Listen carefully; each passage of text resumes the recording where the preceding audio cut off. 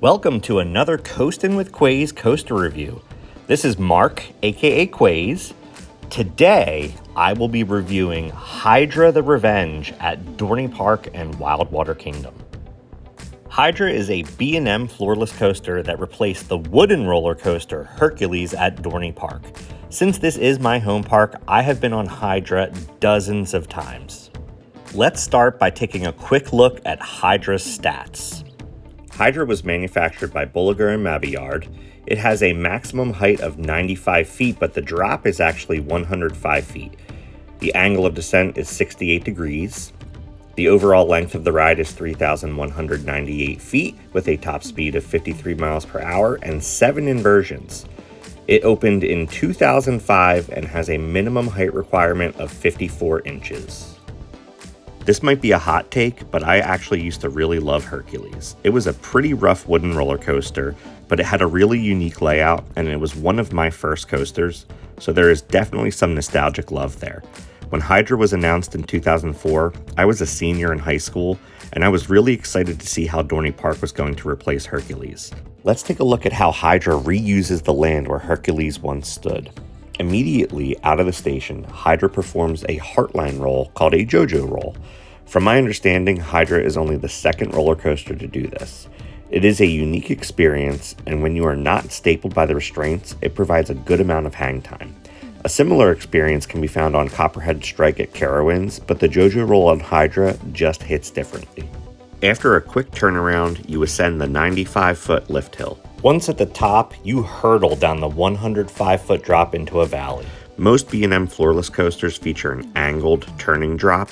Hydra is unique in that it is a straight drop. To be honest, I actually really like this drop.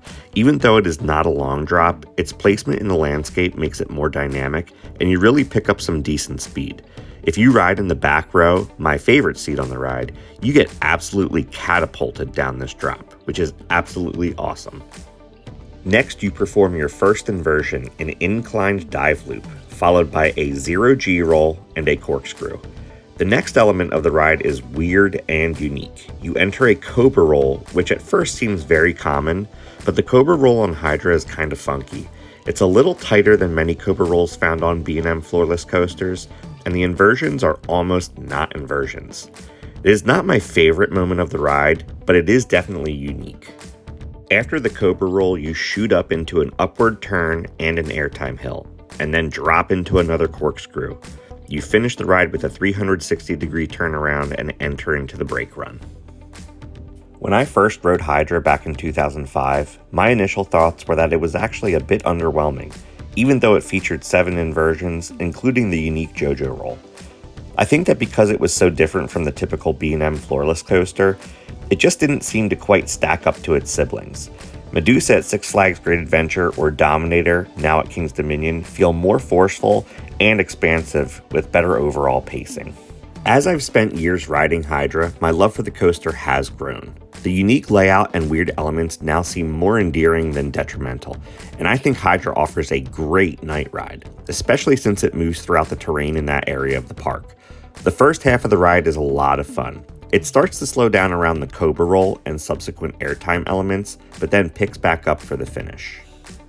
For me, it's that third quarter of the ride that really slows down the pacing and makes the ride feel a little less cohesive.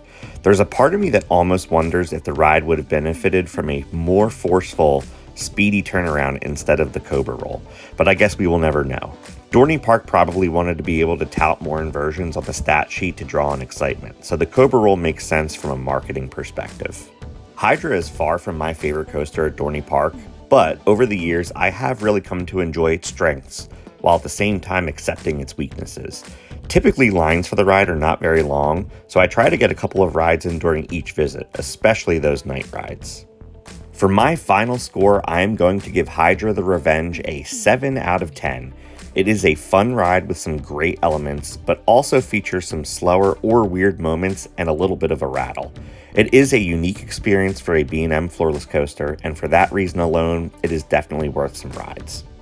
I hope you liked this coaster review. If you liked what you saw, please like, comment, and subscribe. And until next time, keep on coasting.